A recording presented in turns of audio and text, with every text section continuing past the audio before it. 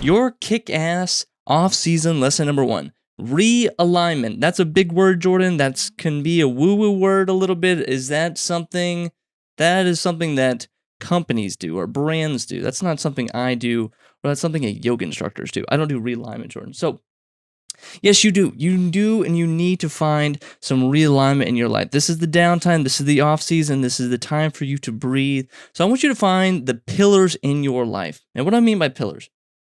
Let me give an example. When I say the pillars, I'm talking about the core fundamentals. If you were to break, if you were to break your entire life down, everything you do, who you do it with, how you go about doing everything, it comes down to these kind of core pillars in your life. And I've ripped this off from August Bradley, who does a great job at teaching a Notion lesson on this, and I've adopted this into my lifestyle.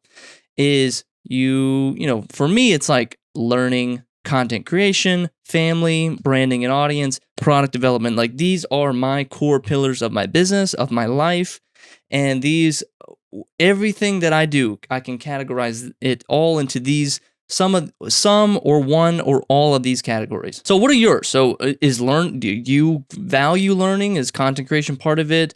Is family, friends, marriage? Is that part of your core pillars? Like, it's all very personal. It's all up to you. There's no right or wrong answer. I want you guys to find and start to think about, what is it that's important in my life? Or like, why am I doing all this? Or why am I busting my ass to do this, to have a really tough wedding season and come to the very end? I made some money from it. I met a bunch of great people. I was a part of some great weddings, some great projects, but I'm like, I am out of gas and I don't feel fulfilled, or I feel like I'm lacking. And what it really is just kind of, you need to articulate your core pillars. So what do you believe in? What is it that is the driving factor? If you can categorize everything you do in your life, your photography, the business side of your photography, the creative side of your photography, the non-business side, non-creative, non-anything. Just like, for me, it's like, I should have added on there cooking. I love to do cooking. That is my creative outlook. I realize that I never want to do that as a job. I always want that to do as a personal hobby, because no amount of cooking, I can cook for 6 hours and I'm not tired at all. So like that to me is like a core pillar. Roses, buds, and thorns. I was in the Boy Scouts, and part of Boy Scouts, we did this large hiking project, adventure, whatever you want to call it.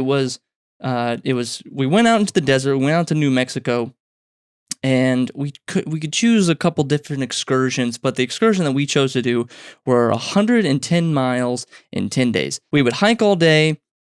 We're going up, down mountains. The air is getting thinner. New Mexico actually has a higher elevation than, like, it's not sea level. It's like our base camp was a mile in the sky, so it was like roughly 5,600 feet, and we would go all the way up. Our highest peak got to 11,500, and we're carrying all of our gear, all of our supplies on our back for 10 days. So each of our packs, they tried to limit the weight of our packs, but us kids, we were walking around with like 80-pound packs, and it was as technologically advanced as you could get it, but the adults had like the much more advanced ones, and us kids just had these like rickety frame hiking packs with like little hip straps, and like my skinny ass, I was like, I couldn't even get the hip strap around. The hip strap is supposed to like take all the weight off when you're hiking, and it was like I would like click it around my waist, and I was so freaking little skinny boy that I couldn't even get the thing to take the weight. So I was like, everything was on my shoulders. You're hiking,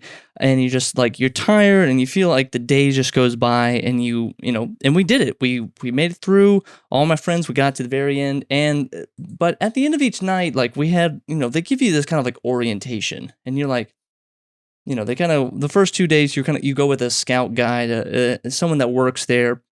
They show you the routes, they show you the trails, they show you how to set up camp, how to dispose of all your stuff.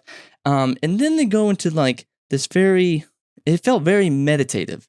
And as like a maniac 13-year-old boy, like, I was like, it was a different pace when they kind of introduced this idea.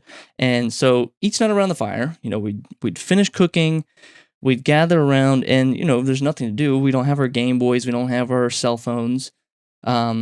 Some had books, but at the end of the day, they really stated the importance of gathering around and kind of thinking about what it is that you did. And they introduced this concept of roses, buds, and thorns. And Roses and Buds and Thorns, it actually comes from the military. They call it after action review, but the roses, everyone would go around the campfire and talk about their day and just kind of like relive the day a little bit. And roses were good things, positive things. Name something positive that happened today. Your buds were something that you were looking forward to. So thinking a little bud of a flower, it's about to become a flower, but in the future it will. So you're thinking like roses were what I did or what you thought was positive for that day. Hey, we overcame this mountain, or we got lucky and found a food spot that had nice food, or we got to we got to build camp by a creek or something, so that was nice. It was nice, hanging out by the water. That was a rose. And then your bud was something you were looking forward to. I can't wait to climb this next big mountain, or I can't wait to reach the peak of 11,000 feet. And then your thorn was something that you didn't like that day. And it wasn't so much, there was no name calling, there was no pointing fingers, but just something that you didn't like that day, or that you would have changed, or you would have hoped would have changed the next time. And everybody would go around and you would all just kind of have a moment to kind of relive the day and think about what you did, because we are always stuck in drive mode. Like we got the car going as photographers, as people who are running your business, your own business, and people who have full-time jobs too. We're always stuck in drive mode. We're always moving forward, and we never have time to breathe. We never have time to stop, think, and really look back and assess at what we did, how we did it, what we liked about it, what we have done differently. It rarely happens in the corporate world, and I wish it happened more in the corporate world, where you're able to kind of a lot of it, part of my last job, where it was just it was go, go, go, project after project. We keep making the same mistakes over and over, and we never stop and say, let's break this down. Why didn't this work? What do we like about this? And I want you to do this with your own business. I want you to look back. It's the end of the year, projects are slowing down, and you have a little bit more time to think. You have a little bit more breathing room.